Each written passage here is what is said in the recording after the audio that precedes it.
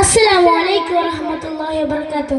ബഹുമാനപ്പെട്ട ഉസ്താദുമാരെ, രക്ഷിതാക്കളെ, എത്രയും പ്രിയപ്പെട്ട കൂട്ടുകാരെ, റബീഇന്റെ പൊന്നമ്പുളി ആകാശത്ത് പ്രകാശപൂരിതമാക്കി മിന്നിത്തിളങ്ങി നിൽക്കുമ്പോൾ ലോകത്തിനാകെ കാരുണ്യമായി വന്നിച്ച തിരുനബി സല്ലല്ലാഹു അലൈഹി വസല്ലമയെ സ്നേഹത്തെക്കുറിച്ച് ഏതാനും കാര്യങ്ങൾ മാത്രം പറയാൻ ഞാൻ ആഗ്രഹിക്കുകയാണ്. നാഥ തൗഫീഖ് നൽകുമാറാകട്ടെ. ആമീൻ. എല്ലാവരോടും റസൂൽ സല്ലല്ലാഹു അലൈഹി വസല്ലം തങ്ങൾ സ്നേഹം കാണിച്ചു. ദീനിന്റെ കാര്യത്തിലല്ലാതെ ആരോടും റസൂൽ സല്ലല്ലാഹു അലൈഹി വസല്ലം തങ്ങൾ കയർത്ത് സംസാരിച്ചിട്ടില്ല. അവിടുത്തെ ജീവിതം ഒരു മനുഷ്യൻ ഭൂമിയിലെ ഇതര മനുഷ്യരോടും സഹജീവികളോടും എങ്ങനെ വർത്തിക്കണമെന്നുള്ള ഉത്തമ ദർശനമായിരുന്നു. 8-ാം വയസ്സ് മുതൽക്കേ നബിയുടെ സേവകനായി, നബിയുടെ അനുചരനായി നബിയോട് ജീവിച്ച സയ്യിദ് ബിൻ ഹാരിസ് റളിയല്ലാഹു അൻഹു പറയുന്നു, ഒരിക്കൽ പോലും നബി സല്ലല്ലാഹു അലൈഹി വസല്ലം തങ്ങൾ എന്നോട് ദേഷ്യപ്പെട്ടിട്ടില്ല. കാരുണ്യത്തിന്റെ പ്രതിരൂപമായിരുന്നു മുസ്തഫ സല്ലല്ലാഹു അലൈഹി വസല്ലം തങ്ങൾ. സ്നേഹത്തിന്റെ അമൃത വർഷമായിരുന്നു. ഇസ്ലാമിന്റെ സമുന്നത നേതാവും മദീനയുടെ രാജാവായിരിക്കെ വേദന അനുഭവിക്കുന്നവരെ കണ്ടാൽ ഒരു കൊച്ചു കുഞ്ഞിലെ പോലെ കരയുമായിരുന്നു.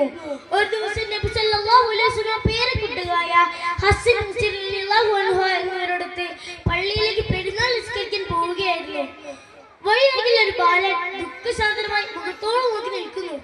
ആ തിരക്കിൽ നബി സല്ലല്ലാഹു അലൈഹി വസല്ലം തങ്ങൾ ആ കുഞ്ഞിന്റെ മുഖം കണ്ടു. ഹൃദയത്തിലെ വേദന അറിഞ്ഞു. ആ കുഞ്ഞിനെ എടുത്തു ചുമലിൽ ഇരുത്തി തിരിച്ചു വീട്ടിലേക്ക് നടന്നു. അവനെ പുതിയ വസ്ത്രങ്ങൾ ധരിപ്പിച്ചു. ശേഷം പറഞ്ഞു, മോനെ, ഇനി മുതൽ ഞാനാണ് നിന്റെ ഉപ്പ. ഈ നൽകിയ ആയിഷ ബീവിയാണ് നിന്റെ ഉമ്മ. പ്രകൃതിയും ജന്തുജാലങ്ങളെയും റസൂൽ സല്ലല്ലാഹു അലൈഹി വസല്ലം തങ്ങൾ സ്നേഹിച്ചിരുന്നു. കുഞ്ഞുങ്ങളെ നഷ്ടപ്പെട്ട് കിളിയുടെ നോവർന്ന പ്രവാചകൻ സല്ലല്ലാഹു അലൈഹി വസല്ലം അവയെ പിടിച്ചു കൊണ്ടുപോയി അനുജനോട് തിരിച്ചു കൊടുക്കാൻ പറഞ്ഞില്ലേ?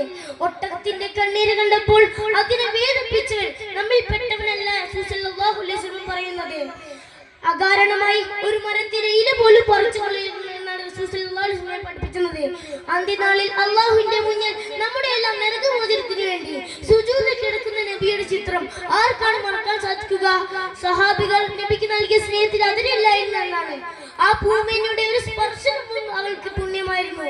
ഹിറാ ഗുഹയിൽ പുണ്യ റസൂലിന് വേണ്ടി അബൂബക്കർ റളിയല്ലാഹു അൻഹു പാമ്പിന്റെ ദംശനത്തെ പോലും സഹിച്ചു നിന്നു.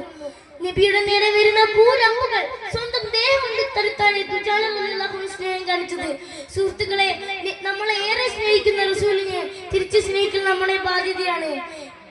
അള്ളാഹു നമ്മെ ജന്നാത്തുൽ ഫിർദൗസിൽ നബിയോടൊപ്പം നബിയോട് കൂടി ഒരുമിച്ച് കൂട്ടുമാറാകട്ടെ എന്ന് പ്രാർത്ഥനയോടെ ഞാൻ എന്റെ വാക്കുകൾ ഉപസംഹരിക്കുന്നു. അസ്സലാമു അലൈക്കും.